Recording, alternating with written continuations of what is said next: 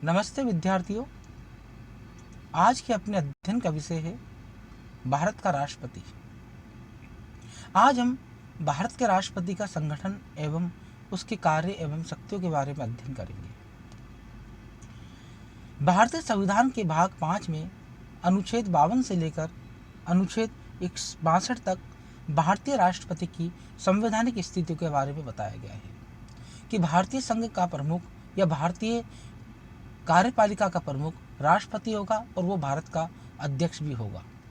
भारतीय संविधान का अनुच्छेद 52 राष्ट्रपति के बारे में बतलाता है कि भारतीय संघ का अध्यक्ष राष्ट्रपति होगा और अनुच्छेद 53 उनकी संवैधानिक स्थिति के बारे में बतलाता है कि भारतीय संघ की समस्त कार्यपालिका शक्ति राष्ट्रपति में निहित होगी और राष्ट्रपति इन समस्त शक्तियों का प्रयोग प्रधानमंत्री और मंत्रिमंडल के परामर्श और सलाह से करेगा।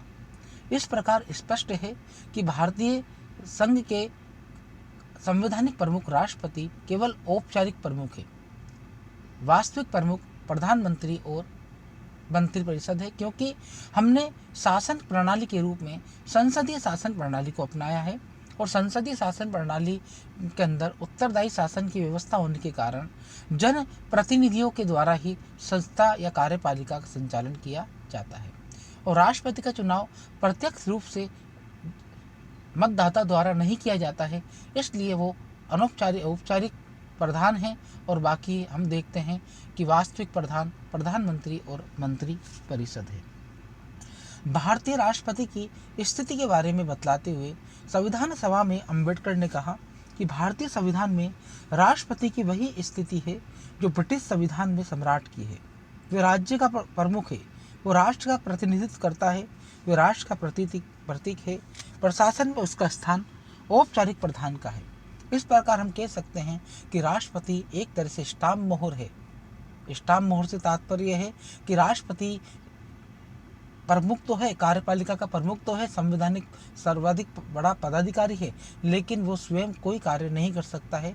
प्रधानमंत्री और मंत्रिपरिषद की सलाह से ही वो कार्य करता है। राष्ट्रपति के अगर संगठन की बात करें तो सबसे पहले बात करते हैं उसकी योग्यताओं की कि राष्ट्रपति कौन बन सकता है। तो संविधान के अनुच्छेद 58 में राष्ट्रपति की योग्यताओं के बारे में बतलाया गया है। पहला, भारत का नागरिक हो। दूसरा, 35 वर्ष की आयु पूर्ण कर चुका हो। तीसरा, किसी लाभ के पद पर ना हो। लाभ के पद से तात्पर्य यहाँ पर यह है कि अगर कोई व्यक्ति संवैधानिक पदाधिकारी है या लोकसभा, राज्यसभा या विधानसभा या विधान परिषद का सदस्य है तो इसके लाभ का पद नहीं माना गया है और वो राष्ट्रपति का चुनाव लड़ सकता है। बाकी अन्यों को अन्य पद से इस्तीफा देने के बाद ही राष्ट्रपति का चुनाव लड़ सकते हैं। चौथी, लोकसभा का सदस्य होने की योग्यता रखता हो, यानी कि लोकसभा सदस्य निर्वाचित होने की जितनी भी योग्यता है वो उनको पूरी करता हो। अब ये सामान्य से योग्यता है। इन योग्यताओं को जो नागरिक भारत का पूर्ण कर लेता है वो राष्ट्रपति के चुनाव को लड़ सकता है, राष्ट्रपति बनने की पात्रता रख सकता है। लेकिन बाद में इसमें संशोधन किया गया और अनुमोदक और प्रस्तावकों की संख्या को जोड़ा गया, क्योंकि इतनी सामान्य योग्यताओं का परिणाम यह हुआ कि राष्ट्रपति चुनाव के लिए एक लंबी लाइन लग गई। परिणाम स्वरूप राष्ट्रपति के निर्वाचन में काफ़ी कठिनाइयों का सामना देखने को मिला।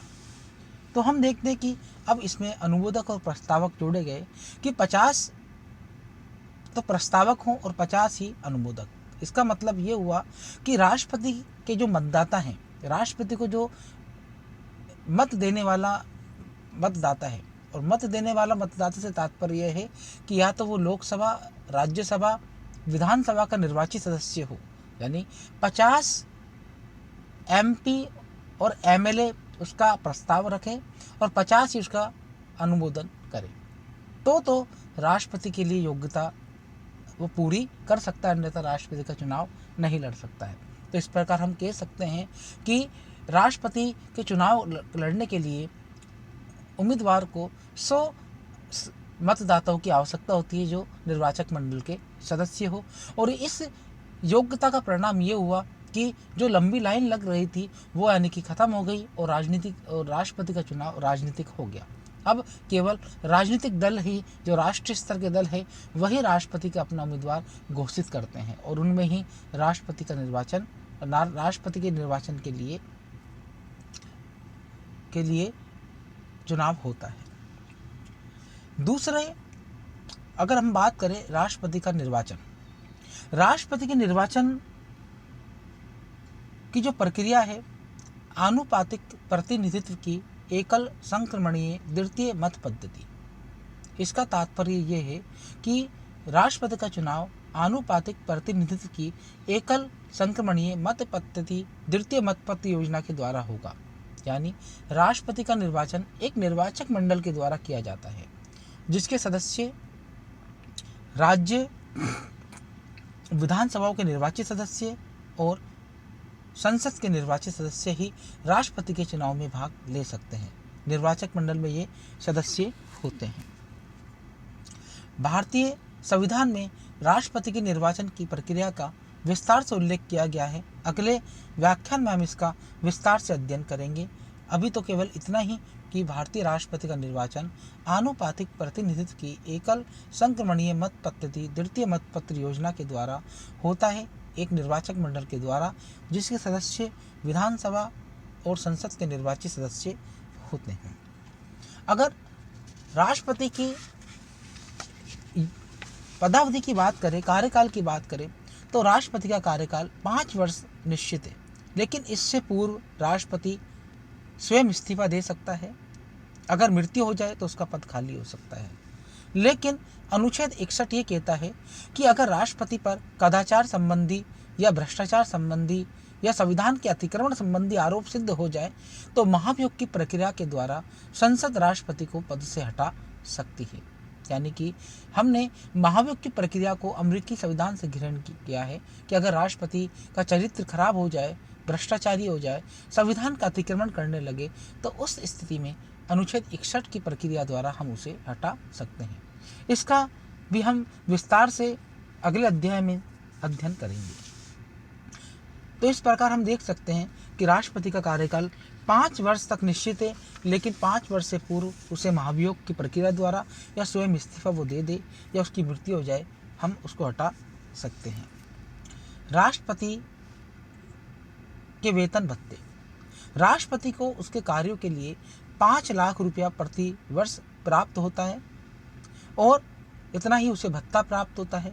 राष्ट्रपति भवन प्राप्त होता है, क्योंकि राष्ट्रपति देश का सबसे बड़ा पदाधिकारी है, देश का अध्यक्ष है।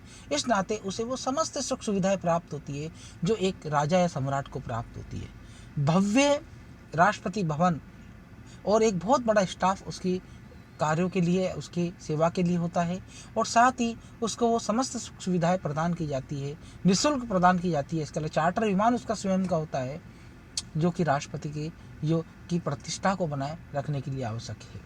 और सेवानिवृत्ति के उपरांत उसे 2.5 लाख रुपया पेंशन प्रदान की जाती है।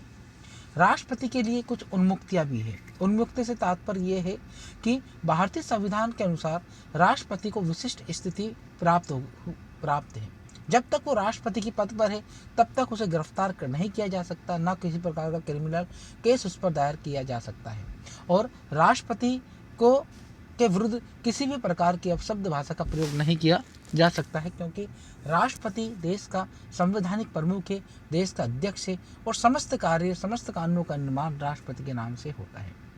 राष्ट्रपति को शपथ। राष्ट्रपति को शपथ निर्वाचन के उपरांत देश का मुख्य न्यायाधीश या उसकी उपस्थिति में जो वरिष्ठ न्यायाधीश है वो दिलाता है, और राष्ट्रपति देश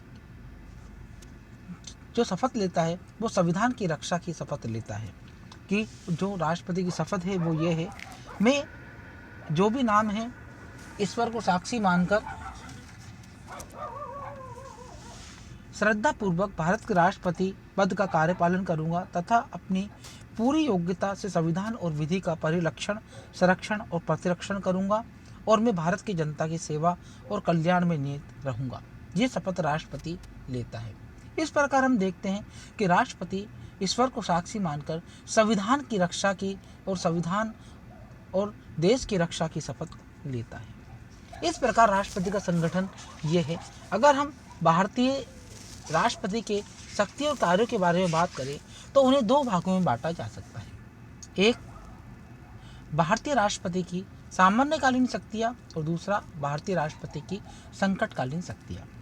सामान्यकालीन शक्तियों से तात्पर्य यहाँ पर यह है कि जब आपात की स्थिति ना हो और शांति की स्थिति हो, उस स्थिति में भारतीय राष्ट्रपति जिन शक्तियों का प्रयोग करता है उन्हें सामान्यकालीन शक्तियों के रूप में बताया गया है।